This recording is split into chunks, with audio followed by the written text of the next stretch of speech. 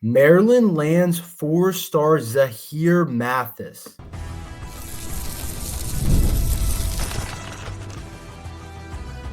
You are Locked On Terps, your daily podcast on the Maryland Terps, part of the Locked On Podcast Network. Your team every day. What's up, everyone? I'm Tre, host of Locked On Terps, part of the Locked On Podcast Network, your team every day. So thank you for making us part of your day. And I'm also doing work at Inside Black and Gold. So make sure you guys head over to insideblackandgold.net for all your latest Terps news. And today's episode is brought to you by the Gametime app. Download the Gametime app, create an account, and use code LOCKEDONCollege for $20 off your first purchase.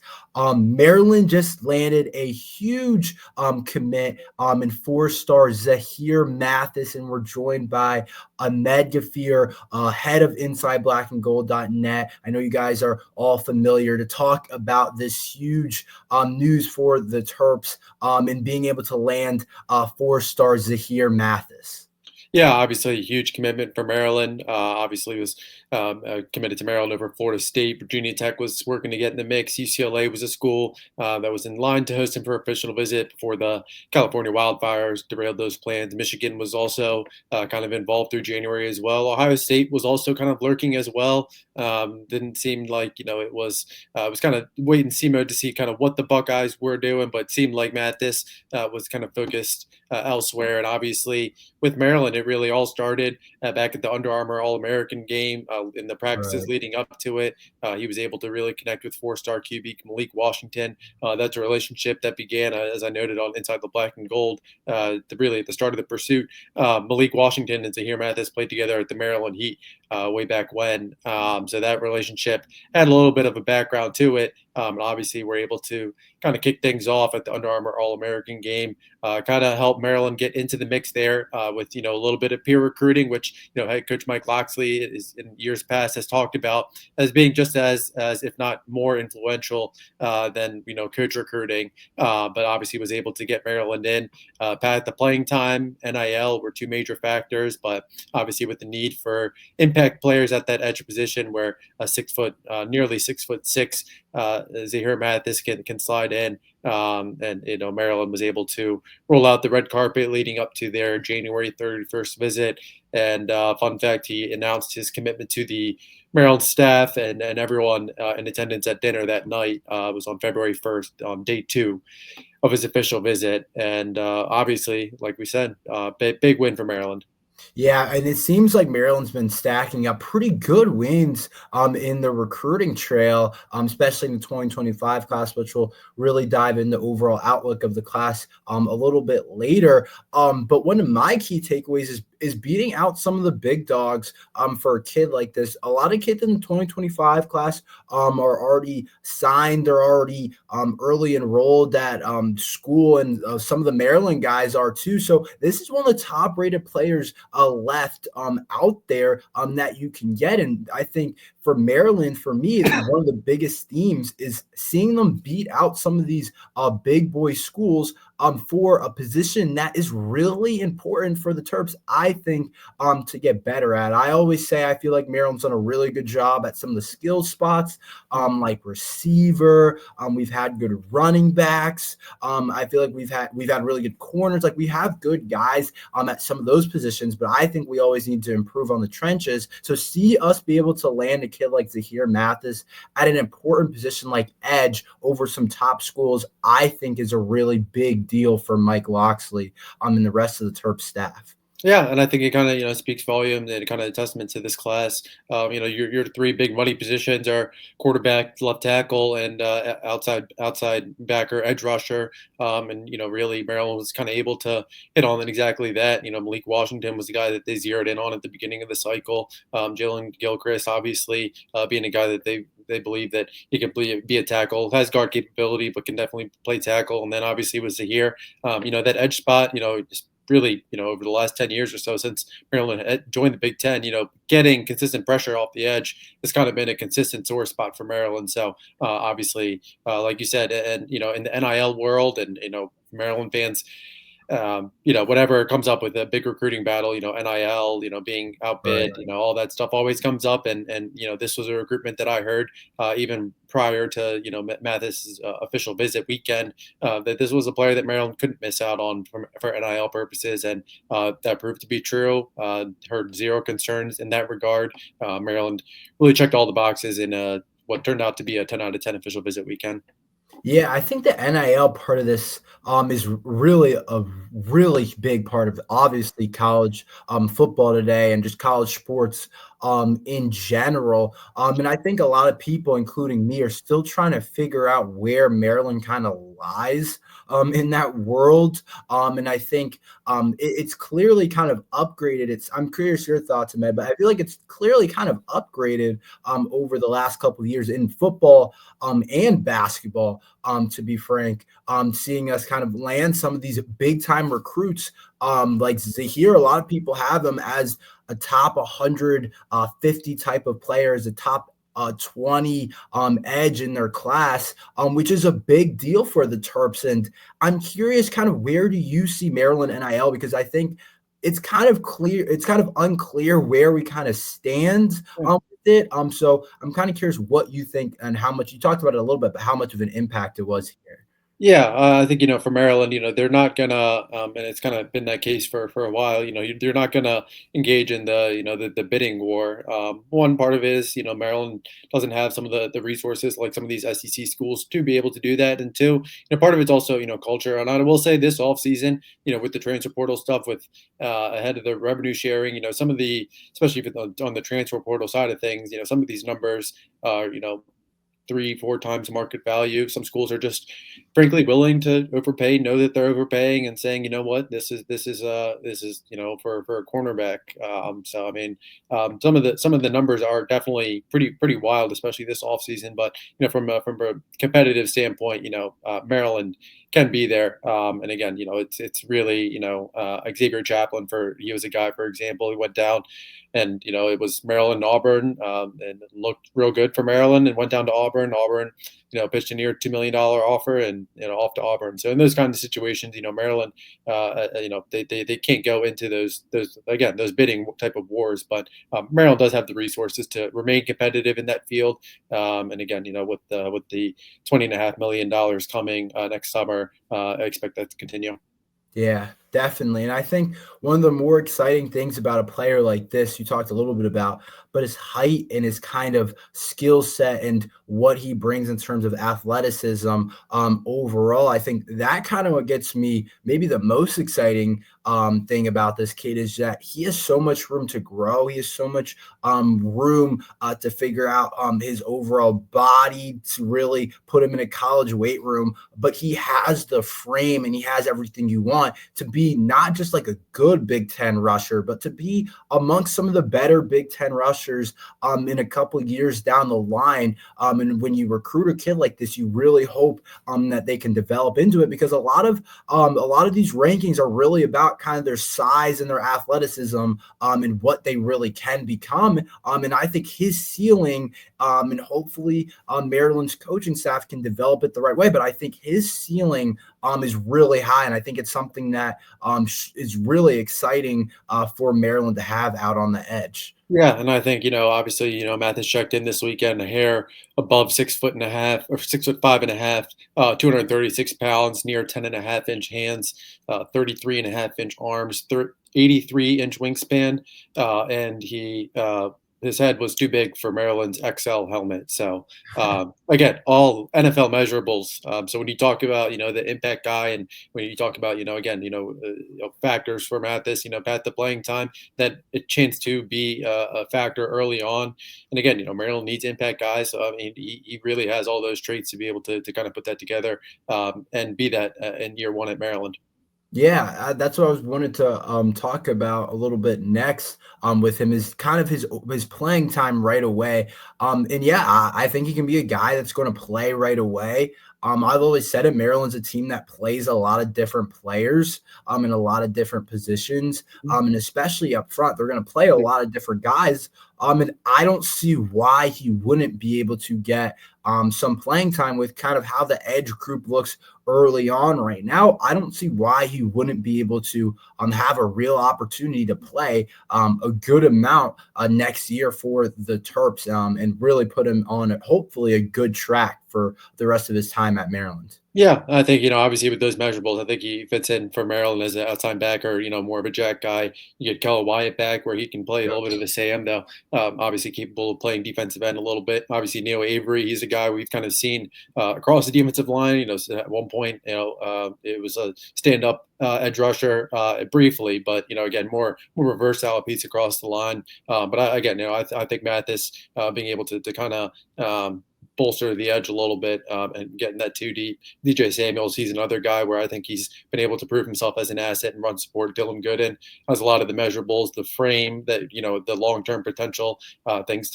Start to put things together. Obviously, he had his 2024 season, second year with the program, derailed due to injury. So again, Trey Reddick, he's another guy who really balled out his first year with the program, high ceiling, and I think he's a guy you can also factor into that outside linebacker rotation as well. And I would expect him to. And then obviously Nasir Taylor, he's an early enrollee over from Riverdale Baptist, who I thought he and Cortez Harris were among the best defensive players in the area last fall. But as far as Zahir, I think again just with that frame and his impact, his ability, I think he definitely has the skill set to be an immediate 2D player. Yeah, totally. I totally agree with that. Let's talk about Zahir Mathis and how he kind of contributes to the 2025 class overall and how it kind of outlooks for Mike Locksley and where we kind of see this class in the future. We'll be talking about that next. Looking for tickets for your next big event, whether it's a concert, a comedy show, or a sports game, finding the right tickets at the right price can be a headache. But with Gametime Picks, it's never been easier. Let me tell you how it works. With Gametime Picks, the app does all the hard work for you. It curates the best deals so you don't have to waste time searching through endless ticket listings. I've been using Gametime Picks for a while now, and here's why I love it. The curated deals make it super simple to find great tickets at a great price. No more sifting through thousands of options. I recently grabbed a super deal for a prime seat, and I couldn't believe the value. It was a steal. And the best part, you're covered with Gametime's lowest price guaranteed. And if you find a better deal somewhere else, they'll refund 110% of the difference. Plus, your tickets are guaranteed to be delivered on time with easy cancellation options if something comes up. Ready to make your next even better? Download the Gametime app, create an account, and use code LOCKEDONCollege for $20 off your first purchase. Terms apply. Again, that's code LOCKEDONCollege for $20 off. Download the Gametime app today. Last minute tickets, lowest price guaranteed. So I want to talk about the overall outlook now, adding in Zahir Mathis for the Terps 2025 class. Personally, I have the opinion, I think it's Mike Locksley's best class yet. I think it's a really complete class with kind of filling a lot of needs and a lot of positions that we want. I thought that before landing Zahir Mathis, but with adding him, I really think the sky's the limit for this Terps 2025 class and could be the next foundational piece for Maryland football. Yeah, again, I think Maryland did a really good job addressing a number of positions. In that front seven, Nasir Taylor and Sidney Stewart, two guys I think are criminally underrated. And I think if you ask around locally, you watch them. I think that they do all the right things on and off the field, and I think both those guys can be contributors. Obviously, Malik Washington is the crown jewel of the class, where I think he could be the future of the program. Obviously, the future at the position where I think he comes in, as likely quarterback two, with Justin Martin coming in, and really, with Malik, it's as all the traits, it's more so about getting him comfortable, not throwing him out there too early, and letting him kind of get settled, get acclimated, get adjusted from the high school to Power 4 level. But again, I think he's when you look at his frame and the way that he approaches the game, it matters just as much as his on-field talent. I think the sky's the limit for him.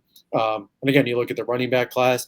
Iverson Howard, Bud Coombs, both those guys. Iverson's already on campus. I expect both of those guys, probably Iverson, probably get a chance to play in the running back rotation and be a candidate in the return game. I think wide receiver is maybe the one spot that, you kind of had a little bit up in the air. Zahir Smith is an athlete, was kind of ID'd early on as an athlete, potential cornerback target, but kind of play both sides of the ball and kind of leave it up to him where, Zahir kind of has if he has a preference, his preference has always been offense, get the ball in his hands. So I expect him to be there. You look at JT Taggart, just an amazing frame. And I don't know that Maryland's really had a tight end like his frame with his frame under Mike Loxley. Again, just super long. Another guy with 80 plus inch wingspan joining the program. He's coming off a meniscus tear that derailed his senior year. He should be 100% by the time he gets back next year. But again, long-term piece where I think that he has a real chance to be an impact in this offense that does a really good job featuring its tight ends. You look at the offensive line, Jalen Gilchrist, heck of a signing. Blue chip guy you mentioned earlier, going against these blue blood talents, going head to head with South Carolina, a school that for Maryland fans has definitely come up in years past, to go into the 757, an area that under Mike Loxley they've consistently been looking to get into more. Latrell Scott, credit to him. And obviously, Jalen Gilchrist is one of two. Beside Lum is the second one, a safety there. But two big wins. And I would really argue that, Zahir Mathis, obviously that's a big win at an impact position. But Jalen Gilchrist is probably as big, if not bigger, just because of that area importance as well. And again, the defensive line did a good job. Dante Reckers, another guy who will get there in June. And again, inside linebacker room, I think CJ Smith is a guy who committed super early in the process. Is a guy, even when he was at St. Francis, has a nose for the ball, and he's a great tackler in open space. I think he's a guy that, in that inside linebacker room can make plays, and he's among the 11 early enrollees. Travis Daniels, he's from St. Thomas Aquinas.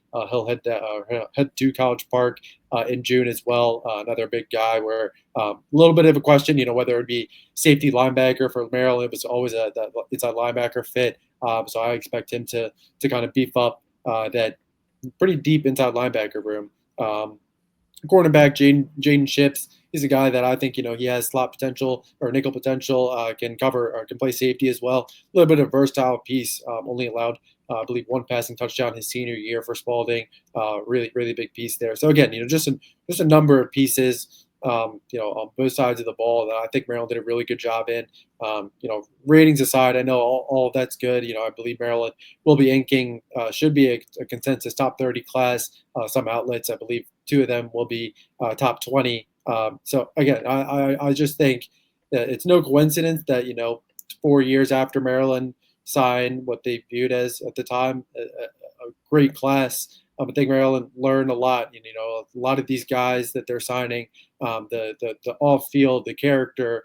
They're really good kids. They handle their business. They take care of their stuff. They're super mature. But I think fans, the more that they see out of Malik Washington, I think it'll just be so easy for fans to pick up on that, just how mature he is for his age, and how big that is, especially at his position. Him being tabbed as the future of the program. Zahir Mathis is also being tabbed as, the Malik Washington of the defense, where he has that impact as well. So I think I just ran down the entire class, but, kind of credit to what you said. This is from top to bottom. I believe that it's Mike Loxley's most complete class since he's joined as head coach. Yeah, I would agree with that too. And I think something else that's interesting that I've talked about a little bit is the potential of 2026 Zion Ely with Zahir Mathis in a couple of years to be something that's really special. Now, you don't really know what can happen in today's world with the Zion Ely thing. It's still a while until he signs and everything, and until pen's to paper. It can be weird stuff can happen. We all know that. But there is the potential for those two guys to potentially be together in a couple of years and really be a big-time edge duo that could be something special. Now, that's looking really ahead, but that is something that when I saw the Zahir Mathis stuff, that is something that I kind of thought of immediately for the Terps. Yeah, and obviously, building on that, Ely and Manny Iheanacho from Georgetown Prep, both those guys Mhm. probably, 1A, 1B in terms of priority. No coincidence that, a couple of times, I believe week of December 15th, mid December, Ely and Big Manny, both those guys came up, for the Wisconsin game earlier or late January. Both those guys came up together. So I think, both those guys. And again, we talked about, those premium positions, offensive tackle, edge. Two guys that are in your backyard. Sure, it's tough. You have one top 5 guy in your backyard. It's going to be tough. You have 2 top 5 guys in your backyard. Yeah, that's definitely going to be tough. But kind of similar to Malik Washington, both those guys are viewed as can't miss. So Big Manny. I mean, he has. You talk about NFL measurables with Zahir. Manny has those NFL measurables, and I think with a little bit of time, focus on the development aspect, and that's something that he's put a premium on in this recruiting cycle as well. But again, just true game changers and the type of talent in your backyard that in order to take that next step in the program, you need to get it. So we'll see if the needle the needle moves with Jair Edwards, the 4-star safety out of St. Francis. Just elevated to 5-star status by Rivals. Not holding my breath on that one, but that relationship with Azar, they are pretty close. So we'll see what happens on the line. But for right now, I'd say Ely and Big Manny are definitely 2 big names to know in the 26 cycle. Yeah, definitely. A lot of great names in that 2026 title, and be interesting to see how that shakes up. Before we finish today, a lot of the Terps fans already heard my kind of opinion on Pep Hamilton, but I was curious, Ahmed, kind of how you view it. While we have you on, I was just kind of curious how you see this hiring, kind of your opinion overall on it. Yeah, I think this was. I think, frankly, this is probably the most obvious hire. I think, in my opinion, of the Mike Locksley era. I think he's been around the program a couple times. I've seen him in practices the last few years. So I think, for a long time in this offseason, it was kind of, whether he'd be quarterback coach, whether he'd be offensive coordinator, kind of see how it all shakes out. The fit was kind of up in the air. But, Pep Hamilton to Maryland, I think, was kind of always in the works, this offseason, ever since Josh Gaddis and Maryland parted ways. So I think, for Pep, him and Loxley, they are very, very close. So I think that relationship, I think that matters. I think the fact that they're able to work well together, a little bit, obviously a little bit different offense, but, Pep does a good job in the past developing his quarterbacks. And, you look at Malik Washington, Justin Martin, both those guys who, they do believe that both those guys have NFL potential. So get a guy with like Pep, who has the pedigree to work with guys like Jay Cutler, Andrew Luck, and among others, Kevin Hogan, local guy as well. So I could see some more movement maybe underneath that. Eric Najarian, he's another guy. He player turned assistant. He does a good job, kind of just helping the players, kind of with the concepts, installs, things like that. It's possible that maybe Pep brings someone else in to kind of help with the the on-field development. Helping the development with the player athletes themselves, the student athletes themselves. But in terms of Pep, I think that he'll be able to kind of help Maryland establish a little bit more balance on offense as well. But I think obviously the big question is kind of who calls plays, and we'll see. Plenty can change. Especially through spring ball. It's a long summer, but I could see Loxley end up calling it. But we'll see how that shakes out. Yeah, I'm definitely interested in kind of seeing who calls the plays. But yeah, I think the big storyline is how he's kind of been with different quarterbacks and different things like that, and some of the guys you mentioned that he's worked with. And I really like, honestly, that he's worked in college football and in the NFL, and the fact that he was a player himself. I talked about that. I thought that was something that I really like, that a guy that's been really has done it at the highest level in the NFL, and has also done it at college. So I think he understands a lot of different things and a lot of different perspectives that I think really can help Maryland. Yeah, I think exactly that. Just being able to kind of look at that NFL tree. I mean, that was something that I heard a few times this offseason, where Loxley could turn to the NFL route to kind of fill out some of these vacancies, or kind of rearrange the staff or whatnot. So, but I think, like you said, Pep last coached with the Houston Texans as the OC. passing game coordinator. Obviously worked at the Chargers, DC Defenders, and like you said, have last worked at Michigan back in 2017. So having that experience as well, and I think the big thing is attracting that talent, getting that foot in the door for Maryland, and I think obviously like you said, that NFL experience that does carry some weight, and in the 2 years after he spent time with the Texans, he was on the NFL Network as an analyst. So we'll see how that shakes out, and we'll see what other hires end up shaking out as well. Yeah, definitely. That's all we have for today. Thank you for listening to Locked on Terps.